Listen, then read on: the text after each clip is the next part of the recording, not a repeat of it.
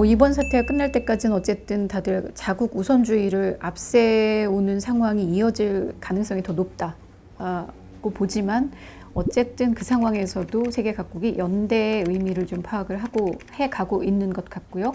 그리고 이정석 장관님 말씀 주셨지만 신안보에 대한 인식은 과거보다 훨씬 더 비중 있게 정책 면에까지 투영이 될 것으로 좀 보입니다. 그렇다면 이 상황을 우리 안보 정세에는 어떤 영향을 미칠지를 좀 봐야 될 것 같고 본론 주제로 가야 될 것 같은데 일단은 간단하게 북한 상황부터 좀 여쭙고 싶어요. 이 확진자가 없다라고 하고 있지만 중국과 국경을 맞대고 있으니 뭐 그 소리를 액면 그대로 우리가 좀 받아들이기는 어려울 것이고 얼마 전에 또 보건 예산을 뭐 7% 조금 넘게 인상을 해서 추진을 하겠다 뭐 이런 정책도 나온 걸 보면 이 코로나19 감염병 사태에 대한 방역 문제가 북한도 이슈인 상황인 것 같습니다. 북한이 이번에 코로나 사태를 겪으면서 금년도에 뭐 자력갱생으로 나간다, 그다음에 정면 돌파한다고 큰 소리 쳤지만 굉장히 어려워진 상황인데 코로나 때문에 더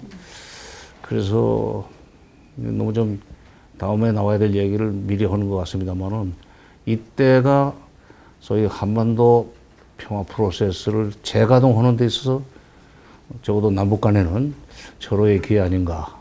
물론 그걸 재가동하기 위해서는 유엔 대북 제재를 어떻게 비켜가느냐 또는 상당한 부분을 이게 미국 정부의 양해를 구해가면서 풀어나가느냐는 별도의 이 한미 관계 측면에서 어려움은 있지만 하여튼 기회는 지금 왔다. 4월 27일이면 일주일 남았습니다. 딱. 그날을 계기로 해서 뭔가 지금 북쪽도 남쪽에서 무슨 얘기가 나오는지 기다리라고 봅니다. 한 번 더 평화 프로세스를 2018년처럼 다시 가동시키기 위해서는 때를 놓치면 안 되겠다 그런 생각입니다. 근데 저는 우리 부의장이 말씀한 거하고 좀 대조적으로 북한이 코로나 바이러스 사태가 그렇게 심각하다고 보지는 않습니다. 왜냐하면 북한이 기본적으로 폐쇄되고 통제된 사회라고 하는 게 있고 또 두 번째로는 제가 기억나는 건 북한이 이제 마지막으로 외국으로 나가는 모든 소위 비행편을 중단한 게 2월 7일이거든요.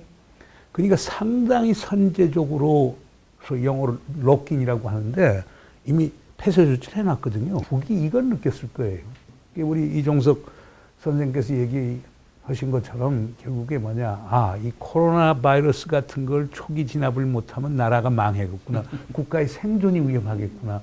이런 인식은 상당히 있었을 거예요. 그러니까 가령 갈마지구에 있는 관광사업들 4월 15일까지 태양절에 맞춰 선대는 거 중단하고 지금 평양에 지금 병원 짓는 데 모든 역점을 두고 있단 말이에요. 그러니까 이런 것들이 북이 생각하는 그 국가 안보라든가 정책의 우선순위를 바꿔주는 부분이 있고요. 그리고 다시 또 이제 우리 정세현 부의장님 말씀대로 공중보건협력이라는 걸 통해서 어떤 새로운 돌파구를 찾을 수 있는 것 아닌가 하는 그런 느낌도 듭니다. 예, 저도 일단 북한의 코로나 상황에 대해서는 사실 모든 나라의 코로나 상황은 그 나라 이제 당국이 발표하는 내용을 갖고 우리가 판단하고 또 신뢰하는데 북한 발표에 대한 신뢰의 문제 때문에 항상 우리가 어려움을 겪고 있지 않습니까? 북한이 이미 국경 봉쇄를 다 했잖아요. 그리고 과거에 북한이 여러 가지 메르스 사태도 그랬고 그 전에 허다못해 다양한 전염병이 들어올 때마다 사스 때도 그렇고 정말 국경 봉쇄를 하고 이러면서 내부 차단을 하는데 북한이 그렇게 전염병에 대한 국내 보호 여기에 대해서 갖고 있는 관심이나 대책은 정말 대단한 거예요. 그러니까 저는 북한이 발표한 걸 갖다 굳이 믿지 않아야 될 이유가 별로 없다고 생각을 해요. 그러나 워낙들 북한 발표에 대해서 불신이 많아서 그런데 북한이 아시는 것처럼 지금 김정은 정권 들어와서 나온 것 중에 하나가 쉽게 모든 상황에 대한 공개 투명합니다. 그러다 보니까 물론 이걸 다 투명하게 했는지 모르지만 지금 제가 생각할 때는 북한에서 아마 코로나가 감염이 있었어도 아마 극소수 있었을 것이며 그것이 상당한 정도로 아마 제한됐을 것이다. 우리는 14일 격리하지만 북한에서는 외교관들도 한 달 격리시켰어요. 이런 식으로 했기 때문에 그 다음에 결과적으로 북한이 초기에 했던 국경봉쇄에 대해서 많은 사람들이 저거 너무 심하다 생각했지만 사실 지금 그렇게 보면 북한이 한 행동이 북한 정도의 방역 수준을 가진 나라에서는 제대로 한 거란 말이에요. 다만 북한이 이런 상황에서 올해 지금 경제 건설 관련해 가지고 굉장히 중요한 해잖아요. 중요한 해고 올해 뭐 정면 돌파전을 갖다가 지금 내세우고 경제 총력 건설을 얘기했는데 인민 생활의 향상 이렇게 가다가 코로나가 딱 나오면서 여기에 약간의 이제 변화가 생겼습니다. 그래서 지난번에 지난 이제 그 최고인민회의가 열리기 전에 그 직전에 정치국 회의가 열렸지 않습니까? 그 정치국 회의에서 내린 제일 중요한 결정이 뭐냐면은 최우선 과제에서 국가 비상 방역 체계를 만들고 그걸 대처한다는 게 북한의 지금 최우선 과제예요. 다시 말하면 지금 북한의 최우선 과제가 보건 의료 쪽으로 좀 돌아선 거예요. 그래서 그 보건 의료 쪽으로 돌아섰기 때문에 아까도 말씀하신 것처럼 그야말로 다른 나머지 건설에 들어가는 그런 시간이나 그 우선순위를 다 뒤로 하고 지금 평양에 지금 이제 종합병원 짓는 걸 최우선순위로 한다는 거 아니에요? 우리도 여기에 맞춰서 아까 두 분께서 말씀하신 것처럼 의료보건협력에서 뭔가 획기적인 아이디어를 가지고 상대방하고 협력을 한다면은 뭔가 뚫릴 게 있다. 새로운 이제 의제 전환이겠죠. 이런 지금 상황이 있지 않나 생각이 듭니다. 그러니까 이 코로나가 얼마나 지금 감염이 됐고 전파가 됐느냐 하는 것을 지금 객관적으로 뭐 체온재듯이 할 수는 없지만 있는 건 사실일 거예요.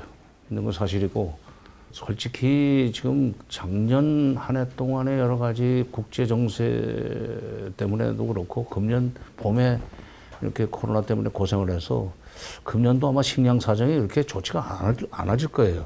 오늘 이제 곧 있으면 춘공기가 시작이 되는데 그 식량 지원 문제도 인도주의 차원에서 다룰 필요가 있고 그러려면은 보건의료 협력이라든지 식량 지원이라든지 이런 걸 전부 묶을 수 있는 게 정상회담 아니냐.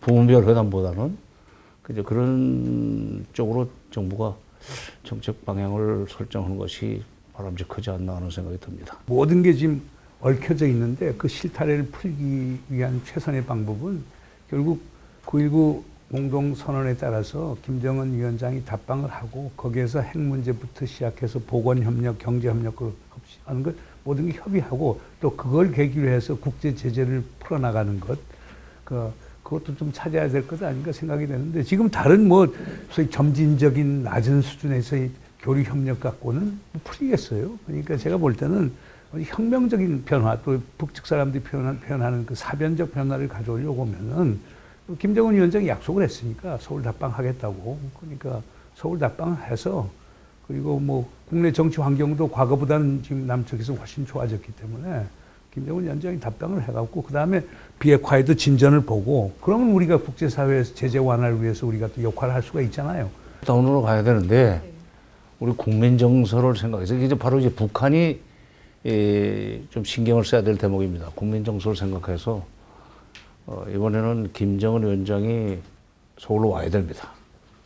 서울로 오는 그런 그 모양새를 갖추면서 정상회담을 해야 되는데 그게 이제 북쪽이 쉽게 그걸 받을 수 있겠는지 그건 또 별개의 문제인데 그렇게 만들기 위해서는 뭐 물밑 대화라고 그럴까 또 필요하다면은 대통령의 신임을 받는 사람들이 마치 2018년 3월 5일처럼 평양을 또 한번 가는 것도 방법이에요.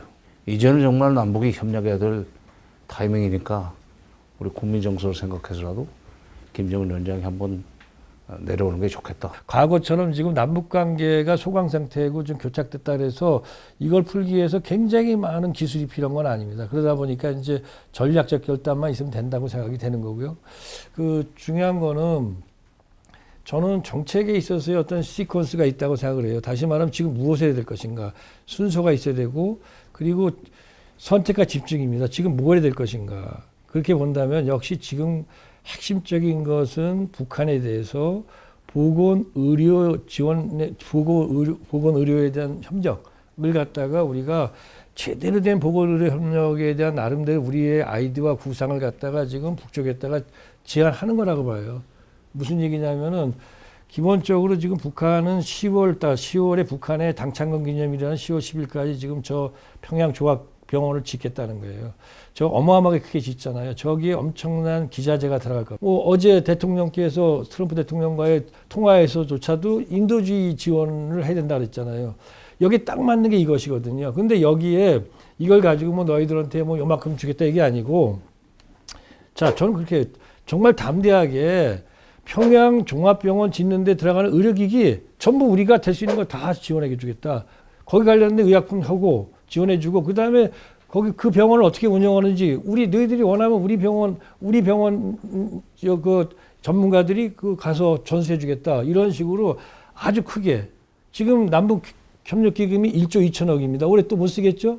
이거 써야 됩니다. 바로 인도주의죠. 이걸 몇 억 달러 써서라도 아주 큰 그림을 만들어가지고 그 의료보건이죠. 이걸 가지고 북쪽에다가 물밑으로 제안하고, 이걸 받으면 이걸 가지고 남북 정상회담에 쉽게 말하면 이제 이 밑바탕을 삼아야 되는 거죠. 그냥 뭐 남북 정상회담 하자 이게 아니고, 어차피 북한도 의제 설정이 달라졌어요. 저쪽에서. 그럼 우리도 거기에 맞춰가지고 여기에 포커스를 맞춰가지고 뚫고 들어가는 겁니다. 그러면 여기서 아마 내가 볼 때는 남북관계에 새로운 이정표가, 새로운 길이 나올 수 있을 것이다.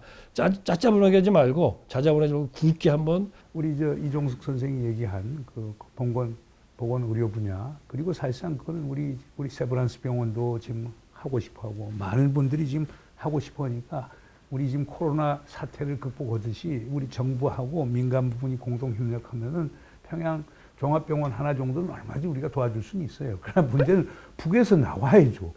빨리 개성 연락사무소 재개하고, 그리고 우리하고 대화 채널을 해야 되죠. 그리고 이미 2018년부터 남북 간의 정상 간 직통전화가 가설돼 있잖아요. 우리 전화 받고 저쪽에서 전화하고, 이게 뭐 활성화가 돼야 될 거 아니에요. 그러니까 북측에서 우리가 지금 답답한 문제는 협력할 거 많죠. 그리고 국제 제재 하에서 우리 협력할 수 있는 거 많습니다. 북에서 전향적으로 좀 나와야 될 거 아닙니까? 아마 그거는 아마 제가 볼 때 이런 정도의 그런 패키지를 만들어가지고 북에 대해서 협력하자고 뭔가 되면은 나오겠죠. 당연히. 우리 지금까지 그래 본 적이 없어요. 항상 작게 또 미국한테 얘기해가지고 하나 이렇게 부탁하고, 이게 아니고 우리가 주체가 돼서 정말 굵게 한번 해보자는 겁니다. 담대한 그런 제안해보자는 거죠. 보건의료지만 그 담대한 겁니다. 그쯤 되면. 보건 문제가 가장 중요하고 지금 코로나 사태가 가장 중요하기 때문에 남과 북이 공동으로 당면하고 있는 위협이기 때문에 그 남과 북의 정상들이 만나서 그 문제를 협의하면서 또 다른 또 중요한 현안들도 같이 협의할 수 있는 것 아니냐. 제 주장은 그러려고 하면 의사소통이 돼야 되는데 소통이 되고 있지 않느냐. 근데 지금 이 두 분들께서는 요즘 코로나 사태에서 어떻게 사람이 대면 접촉을 하겠는가. 그러니까 제 주장은 전화를 하든지 화상 통화를 하면 될 것 아니냐. 지금 그 차이예요. 그러니까 단순은 이 코로나 방역 차원이 아니라 평양 종합병원 관련해가지고 운영하는 데 있어서 중국이나 이런 데서 배울 수 있는 것보다는 우리한테 도움을 받는 것이 훨씬 북한으로서도 유리할 겁니다. 그러니까 이런 상황을 좀 북한이 빨리 정보를 입수를 해서 정상회담으로 그 큰 의료 협력, 코로나 방역으로 시작을 하는 것보다는 전반적인 보건의료 협력으로 3.17 경축사에서 제안했던 것처럼 그런 식으로 시작을 해서 이제 남북 관계를 좀 다시 재가동시켜 놓으면 그게 이제 한반도 평화 프로세스의 뭐냐면 제2의 출발이 된다.